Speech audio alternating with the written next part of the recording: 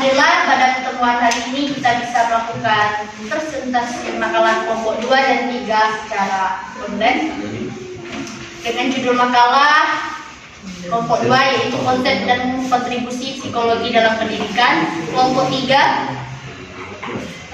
perkembangan peserta didik 1. Yang pertama-tama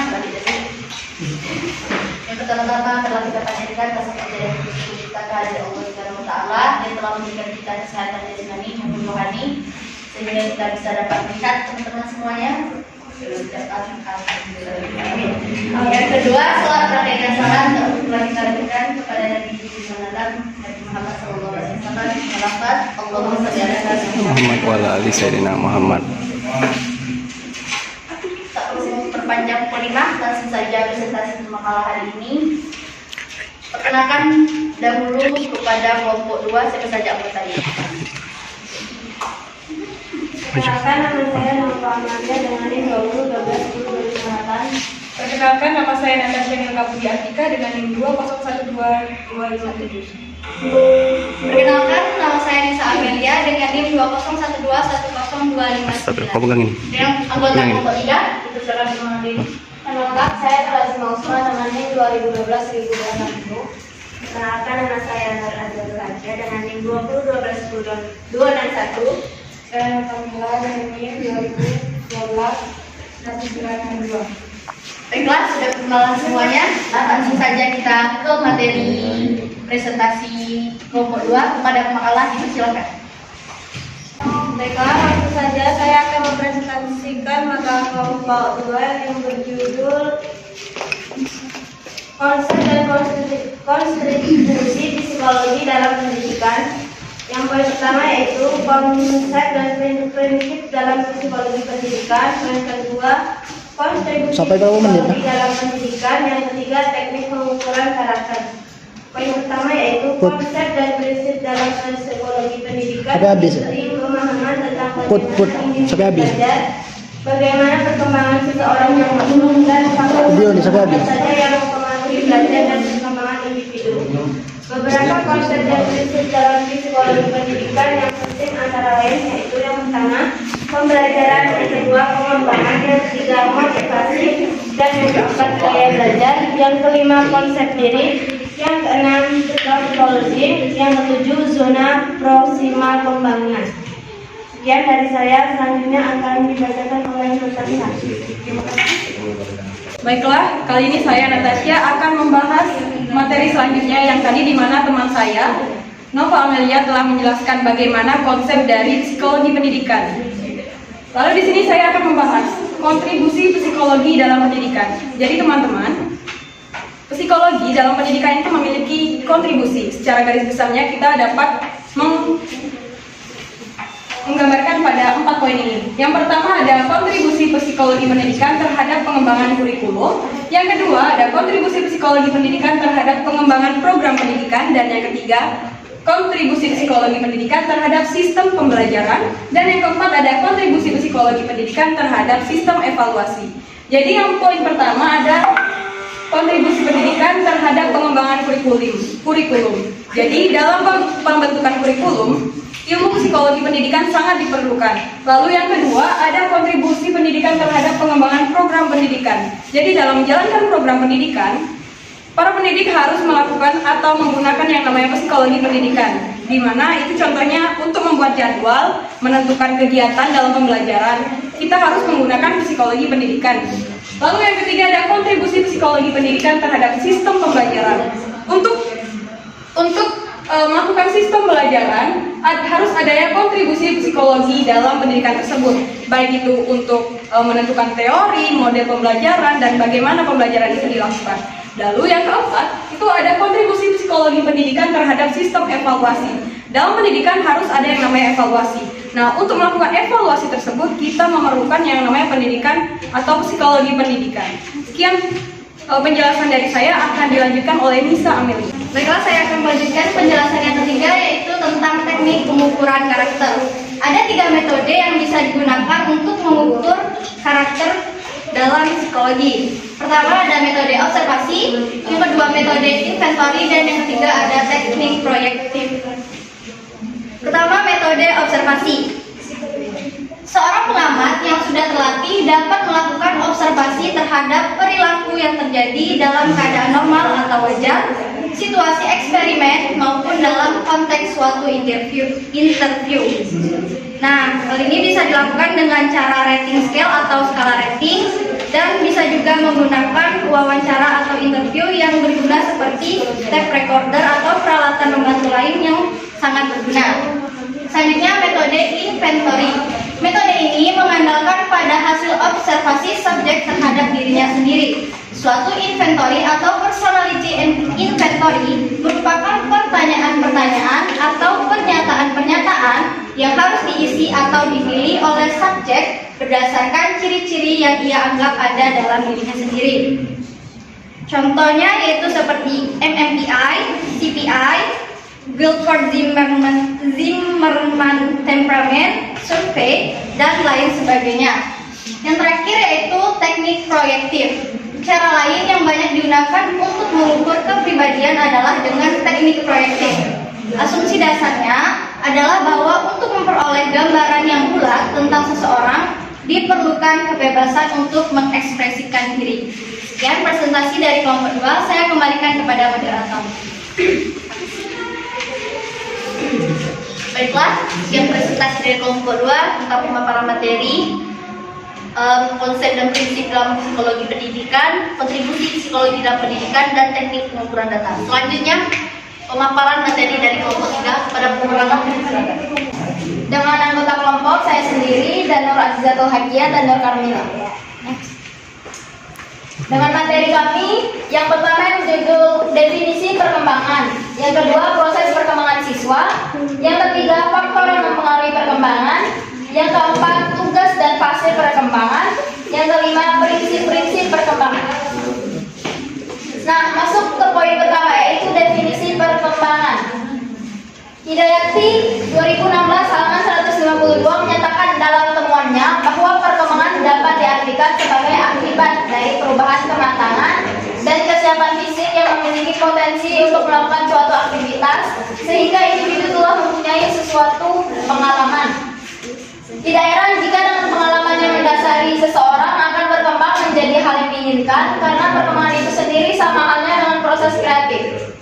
Perubahan dalam perkembangan bertujuan untuk memungkinkan orang menyesuaikan diri dengan lingkungan di mana ia hidup. Berbagai penelusuran telah penulis paparkan terkait pertumbuhan dan perkembangan manusia.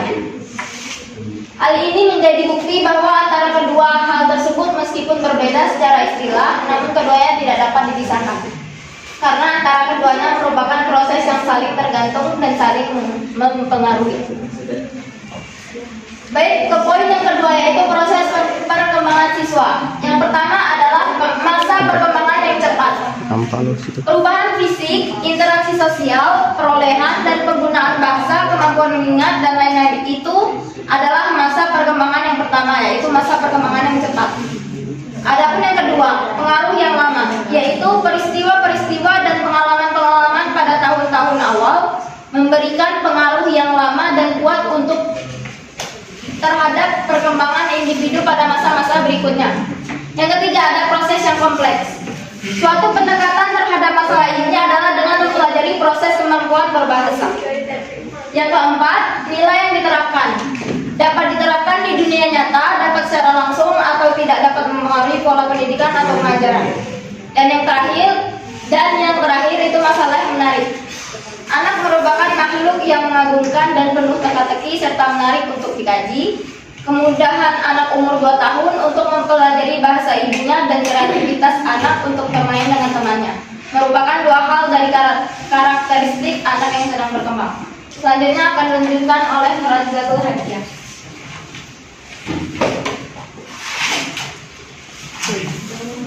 Baiklah, selanjutnya C, faktor yang mempengaruhi perkembangan. 1. Faktor hereditas atau keturunan. Sejak dalam kandungan, anak telah memiliki sifat-sifat yang menentukan daya kerja intelektualnya. 2. Faktor lingkungan. Kecerdasan seseorang anak dapat berkembang jika lingkungan memberikan kesempatan untuk berkembang secara maksimal. Hal-hal yang mempengaruhi perkembangan intelektual seseorang dalam lingkungan antara lain bertambahnya informasi yang disimpan atau dalam otak, banyaknya pengalaman-pengalaman memecahkan masalah sehingga seseorang dapat berpikir proporsional, adanya kebebasan berpikir. Selain itu juga lingkungan keluarga, sekolah dan media massa serta media sosial turut memberikan pengaruh. Yang B, tugas dan fase perkembangan. Pertama, tugas perkembangan masa kanak-kanak awal usia 2-6 tahun. A, belajar memakan makanan keras, misalnya mulai dengan bubur susu, bubur beras, nasi, dan seterusnya. Yang B, belajar berdiri dan berjalan, misalnya mulai dengan berpegangan pada tembok atau sandaran kursi. Kedua, tugas perkembangan masa kanak-kanak akhir usia 6-13 tahun. A, belajar keterampilan fisik yang diperlukan untuk bermain, seperti lompat jauh, lompat tinggi, mengejar, menghindari kejaran, dan seterusnya. B, belajar bergaul secara rukun dengan teman sebaya. Ketiga, tugas perkembangan masa remaja atau rentang usia 13-22 tahun. A, memperoleh hubungan-hubungan baru dan lebih matang dengan yang sebaya dari kedua jenis kelamin. Yang B, memperoleh peranan sosial dengan jenis kelamin individu. Keempat, tugas perkembangan dewasa awal usia 21-40 tahun. A, mulai bekerja mencari nafkah, khususnya apabila ia tidak rentang usia melanjutkan karir akademik. B, memilih teman atau pasangan hidup untuk berumah tangga. Materi selanjutnya akan dilanjutkan oleh Mbak Kamila. Baiklah, saya akan melanjutkan materi dari Nur Azlatul Fatihah, yaitu yang kelima, tugas perkembangan dewasa pertengahan usia 40 sampai 60 tahun. Nice. Lebih dewasa. Yang kedua, membantu anak-anak yang berusia belasan tahun, khususnya anak kandungnya sendiri, agar berkembang menjadi orang dewasa yang bahagia dan bertanggung jawab. Yang keenam, tugas perkembangan dewasa akhir usia 60 tahun, yaitu menyesuaikan diri dengan menurunnya kekuatan kesehatan jasmaninya, menyesuaikan diri dengan masa pensiun dan berkurangnya pendapatan di masa tua. Dan yang terakhir, prinsip-prinsip perkembangan. Huruf menyatakan prinsip perkembangan ada 9, yaitu yang pertama, dasar-dasar permulaan adalah sikap kritis. Yang kedua, peran kematangan dan belajar. Yang ketiga, mengikuti pola tertentu yang dapat diramalkan. Yang keempat, semua individu berbeda. Yang kelima, setiap perkembangan mempunyai perilaku karakteristik. Yang keenam, setiap tahap perkembangan mempunyai resiko. Yang ketujuh, perkembangan dibantu rangsangan. Yang kedelapan, perkembangan dipengaruhi perubahan budaya. Dan yang terakhir, harapan sosial pada setiap tahap perkembangan. Lanjut dengan membuka sesi tanya jawab yang pertama dengan 2 pertanyaan untuk kelompok 2 dan 2 pertanyaan untuk kelompok 3. Kepada teman-teman yang ingin bertanya sekiranya belum paham untuk materi kelompok 2 dan 3, dipersilakan. Saya dan Pak Amir ingin bertanya kepada pemakalah dari kelompok 2 mengenai teknik pengukuran karakter yang ada dalam materi.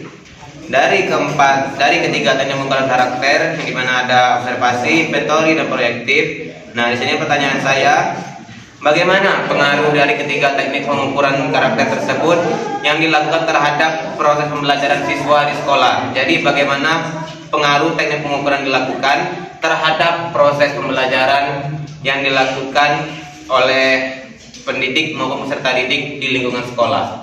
Baik, sekian pertanyaan dari saya. Wassalamualaikum warahmatullahi wabarakatuh. Saya Muhammad Jalani dari kelompok 1 ingin bertanya kepada kelompok 2. Pertanyaannya, dalam kontribusi terhadap psikologi pendidikan tentu adanya tenaga pendidik yang mendidik siswanya, di mana pendidik ini tentunya harus memahami karakter dan perkembangan pengetahuan siswanya. Tetapi kebanyakan guru itu masih ada yang kekerasan terhadap psikis dan psikis anak tersebut. Nah, pertanyaannya, apa yang menyebabkan kekerasan tersebut dan bagaimana mengatasi hal tersebut?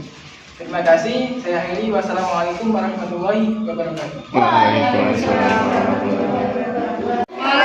Waalaikumsalam warahmatullahi wabarakatuh. Nama saya Rodina Gunawarro.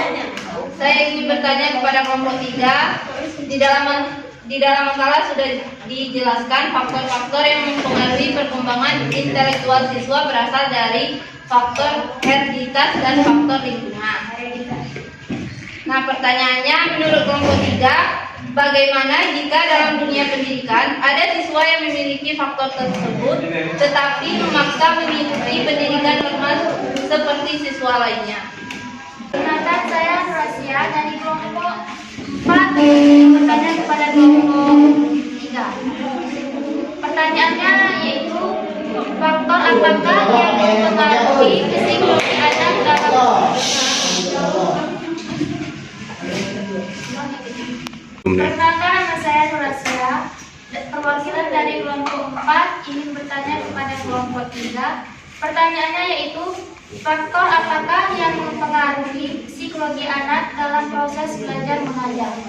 Sekian, Assalamualaikum warahmatullahi wabarakatuh. Dari kelompok 2 akan menjawab pertanyaan dari saudara Munawar Jalani. Kepada pengawan, Baiklah, saya Natasha Mika Pujatika akan menjawab pertanyaan dari Munawar Jalani. Pertanyaannya, mengapa saat ini masih ada saja guru yang melakukan tindakan kekerasan psikologis dan fisik terhadap peserta didik?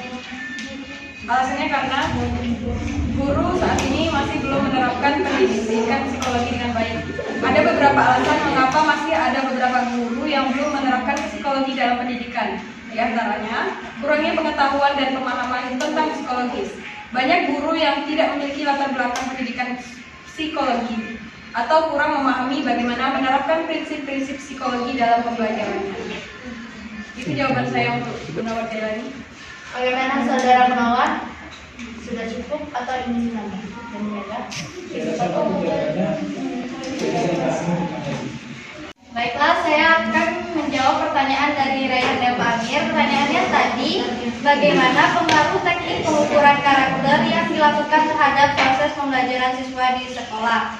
Menurut kelompok kami, pengaruhnya yaitu proses pembelajaran dapat dilakukan lebih efektif karena guru atau pendidik sudah mempelajari ilmu mengenai psikologi anak dari yang sudah saya paparkan tadi, yaitu teknik pengukuran karakter seperti metode observasi, metode inventory, dan teknik proyektif. Sekian, saya kembalikan kepada moderator. Terima kasih. Untuk dari saya sendiri, alhamdulillah, insya Allah sudah cukup. Mungkin Bagaimana teman-teman? Ada yang ingin menambah? Menyangga? Tidak ada. Lanjut, kita tanya kepada kelompok 3. Sudah ada jawaban atas pertanyaan teman-teman yang tadi? Sudah.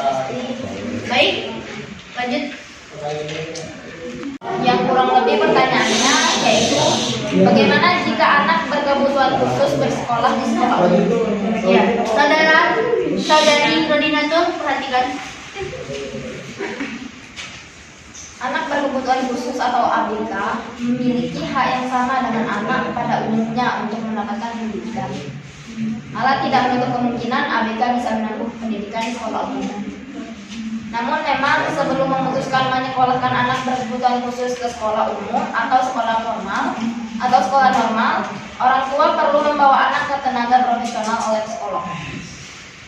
Nantinya psikolog akan menjalani serangkaian tes seperti tes IQ dan adaptif untuk melihat karakter serta kemampuan anak. Apabila hasil tes menunjukkan karakter dan kemampuan ABK tidak terlalu jauh dari anak pada umumnya, maka ia bisa menempuh pendidikan di sekolah umum. Malah hal itu bisa berdampak positif bagi dia. Bagaimana saudari Dina? Tapi kalau profil anak berkebutuhan khusus tidak terlalu jauh dari umum, bersekolah di sekolah umum itu dampaknya akan bagus. Namun perlu diingatkan lagi, orang tua perlu benar-benar memastikan sekolah umum tempat anaknya menempuh pendidikan telah memiliki lingkungan yang positif. Contohnya pihak sekolah memahami cara memperlakukan ABK dan penggunaan kata-kata harus disesuaikan. Jika ternyata pihak sekolah tidak bisa memberikan perlakuan yang tepat, maka kondisi siswa itu akan berubah. Itu saja yang dapat saya sampaikan. Saya kembali ke Baik, bagaimana saudari Rodina tuh atas pertanyaan dari bagaimana teman-teman? Ada yang ingin menanyakan atau menambah? Sepertinya tidak ada. Pemakalan pokok 3 sudah ada jawaban atas pertanyaan dari rahasia? Sudah, baik, silakan. Baiklah, di sini saya akan menjawab pertanyaan dari rahasia. Pertanyaannya itu, faktor apakah yang mempengaruhi psikologi anak dalam proses belajar mengajar? Ada banyak faktor yang mempengaruhi proses belajar mengajar. Antara lain yaitu ada motivasi, sikap, minat, kebiasaan belajar, dan proses diri. Dalam proses belajar mengajar, keadaan kejiwaan anak sangat perlu diperhatikan. Hal ini merupakan tolak ukur yang mendasar atas keberhasilan sebuah proses pembelajaran. Siswa sangat membutuhkan situasi belajar yang kondusif. Situasi belajar yang menumbuhkan perasaan dekat antara guru dengan siswa, sehingga anak termotivasi untuk belajar dan saling menghargai dan sebagainya. Demikian jawaban dari saya. Bagaimana saudari rahasia? Sudah bisa dipahami atau ingin menambah dan menambah? Sepertinya untuk sesi tanya jawab yang pertama sudah selesai dijawab oleh pemakalah. Kita akan membuka sesi tanya jawab yang kedua kalau waktu masih ada. Kepada teman-teman yang ingin bertanya kepada kelompok 2, dipersilakan. Ini pertanyaan pada kelompok 2 yaitu bagaimana cara menghadapi karakter siswa yang memiliki karakter yang bisa menyebabkan bipolar dan alter ego.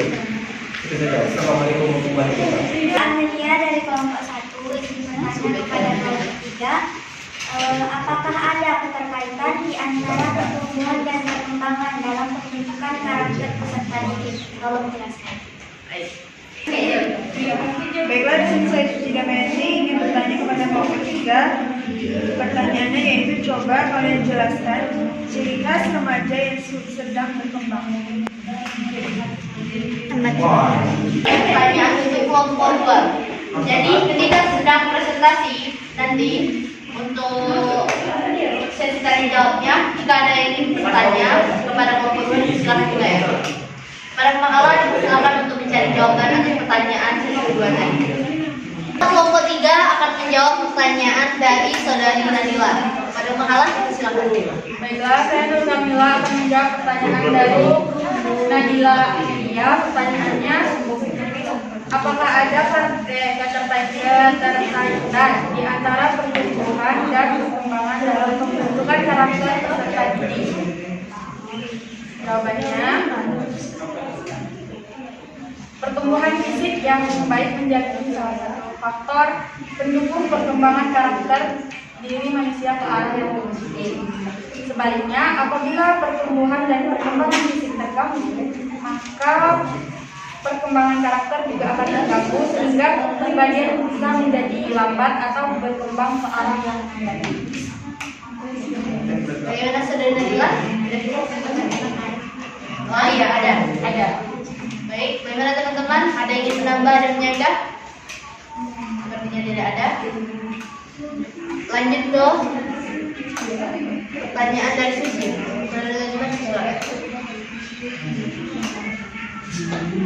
Dari Suci, tolong perhatikan ya. Langsung saja saya akan menjawab pertanyaan dari Suci, yaitu ciri khas remaja yang sedang berkembang. Jelaskan 4 ciri khas remaja yang sedang berkembang. Langsung saja, 4 ciri remaja yang sedang berkembang adalah: yang pertama ada peningkatan emosional, yang kedua ada perubahan yang cepat secara fisik, yang ketiga ada perubahan dalam hal yang menarik bagi dirinya dan hubungan dengan orang lain, yang keempat perubahan nilai. Yang pertama itu peningkatan emosional yang terjadi secara cepat pada masa remaja awal yang dikenal dengan sebagai masa stroke atau dan stres. Peningkatan emosional ini merupakan hasil dari perubahan fisik, terutama hormon yang terjadi pada masa remaja. Itu yang pertama. Kalau yang kedua, perubahan yang cepat secara fisik yang juga disertai kematangan seksual. Terkadang perubahan ini membuat remaja merasa tidak yakin akan diri dan kemampuan mereka sendiri. Yang kedua, Yang ketiga, perubahan dalam hal yang menarik bagi dirinya dan hubungan dengan orang lain. Selama masa remaja, banyak hal-hal yang menarik bagi dirinya dibawa dari masa kanak-kanak digantikan dengan hal menarik yang baru dan lebih matang.